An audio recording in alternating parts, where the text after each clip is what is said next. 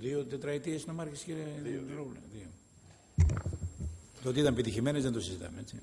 Ευχαριστώ πολύ, κύριε Πρόεδρε, και για το κομπλιμάν σας. Κυρίες και κύριοι συνάδελφοι, είναι σαφές. Συνεχίστε. Είναι φορές που τα σταυροδρόμια της ιστορίας βρίσκονται μπροστά μας όχι για να μας θέτουν διλήμματα, αλλά για να μας υποχρεώνουν να επιλέξουμε και να κριθούμε. Το Πασόκ δεν στέκεται απλά μπροστά στο σταυροδρόμι του μέλλοντος της αυτοδιοίκησης. Είναι η πολιτική δύναμη που χάραξε και άνοιξε το δρόμο που οδηγεί στις σημερινές αποφάσεις. Το δρόμο το Πασόκ τον έφτιαξε πλατή, αλλά τον πορεύτηκε μόνο του. Η Νέα Δημοκρατία ποτέ δεν βάδισε στον ίδιο δρόμο και ποτέ δεν υπέδειξε αξιόπιστα μια άλλη πορεία.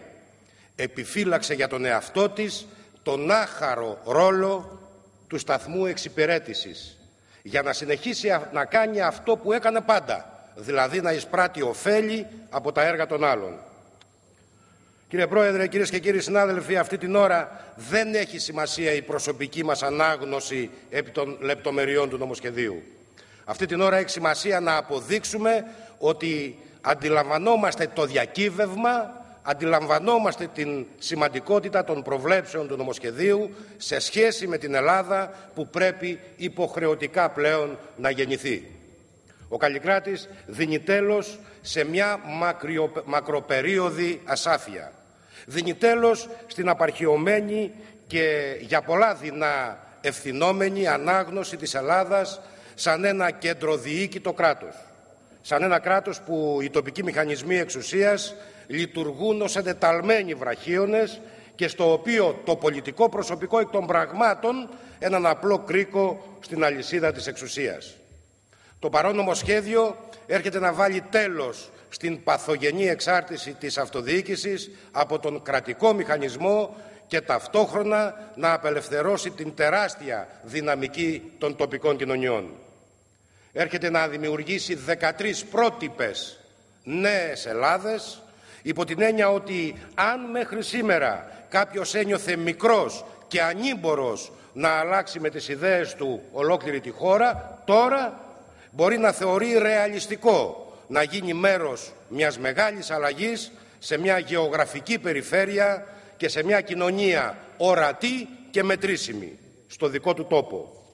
Θα έλεγα λοιπόν ότι η σπουδαιότερη συμβολή αυτού του νομοσχεδίου είναι ότι αποδεικνύει στον πολίτη ότι το κράτος έχει το θάρρος να αρχίσει να νομοθετεί υπέρ του, υπό την έννοια ότι στις μέρες μας ο ίδιος ο πολίτης βιώνει τα ηθικά και οικονομικά διέξοδα που δημιούργησε η παλιά κράτικο-κεντρική νομοθετική αντίληψη. Τολμώ να πω ότι ο Καλλικράτης είναι και το πιο ηχηρό μήνυμα που μπορούμε να στείλουμε στη διεθνή κοινότητα, στους πολίτες του κόσμου, που στο δικό τους τόπο, αν θέλετε, τα κατάφεραν πολύ πριν από μας. Να στείλει μήνυμα ότι η Ελλάδα είναι έτοιμη για το μεγάλο ποιοτικό άλμα σύγκλησης με το ευρωπαϊκό πολιτικό κεκτημένο. Κλονίζουμε, κυρίες και κύριοι συνάδελφοι, όταν ακούω συναδέλφους να ισοπεδώνουν οτιδήποτε ευρωπαϊκό και να το εντάσσουν στη σφαίρα του αντιλαϊκού, του αντεθνικού, του μη προοδευτικού. Δεν μπορώ ειλικρινά να καταλάβω τι κοινωνία θέλουν και εν τέλει για μένα σοσιαλιστικό δεν είναι το κρατικό, σοσιαλιστικό είναι το κοινωνικά δίκαιο και απελευθερωτικό. Πιστεύω πως είναι η ώρα αυτές οι πολιτικές δυνάμεις να αποφασίσουν τι είναι συντηρητικό, τι είναι προοδευτικό.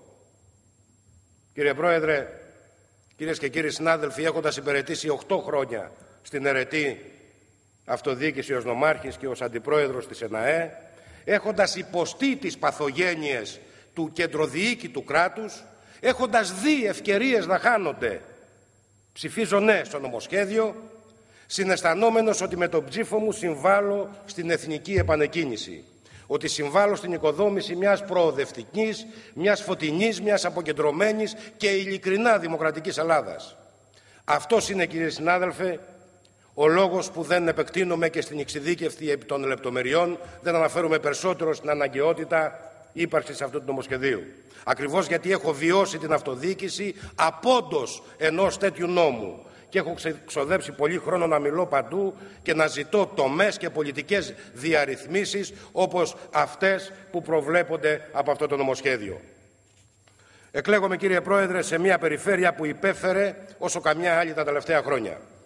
Εκλέγομαι σε μια περιφέρεια στην οποία δεκάδες αναπτυξιακές προσπάθειες δεν τελεσφόρησαν. Ακριβώς γιατί η ανάπτυξη δεν είναι μόνο θέμα χρημάτων. Είναι πρωτίστως θέμα αρμοδιοτήτων και κουλτούρας της διοίκησης. Κανένας άνθρωπος δεν δείχνει τον καλύτερο εαυτόν του. Κανένας άνθρωπος δεν καταβάλει το σύνολο των δυναμιών του αν πιστεύει ότι αυτά θα χαθούν στην απεραντοσύνη ενός πάταλου, αδιευκρίνιστου και βαθιά αγκυλωμένου και διαφθαρμένου κράτους. Ο Καλλικράτης λοιπόν δίνει στους πολίτες δύο ευδιάκριτα βιώσιμα και ελκυστικά πεδία πολιτικής δραστηριότητας και ταυτόχρονα προσφοράς, την τοπική και την περιφερειακή αυτοδιοίκηση.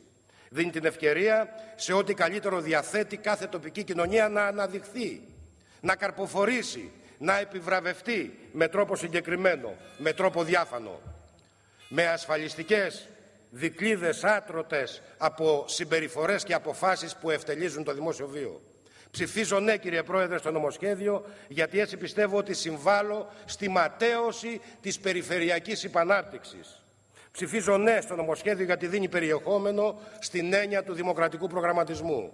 Ψηφίζω ναι στο νομοσχέδιο γιατί πιστεύω βαθιά ότι αν αυτές οι 13 μικρές Ελλάδες, αν αυτές οι 325 μικρές πατρίδες σταθούν και πετύχουν, τότε μια άλλη Ελλάδα γεμάτη δύναμη, γεμάτη θέληση θα είναι αυτό που θα γεννηθεί. Γιατί αν αυτό το εγχείρημα πετύχει, πράγμα που εξαρτάται από όλους τους Έλληνες, τότε το αποτέλεσμα θα είναι μια Ελλάδα με προοπτικές, με ευκαιρίες, προσβάσιμες από όλους και πάνω απ' όλα μια Ελλάδα που δεν θα σπαταλά, που δεν θα αργεί και που θα δημιουργεί ευημερία για τους πολίτες της. Ψηφίζω τέλος ναι σε όλα όσα σημαίνει αυτό το νομοσχέδιο και δεν θεωρώ σκόπιμο να μικρύνουμε την ιστορική στιγμή στεκόμενοι σε όσα η πράξη ενδεχομένως αλλάξει στο μέλλον.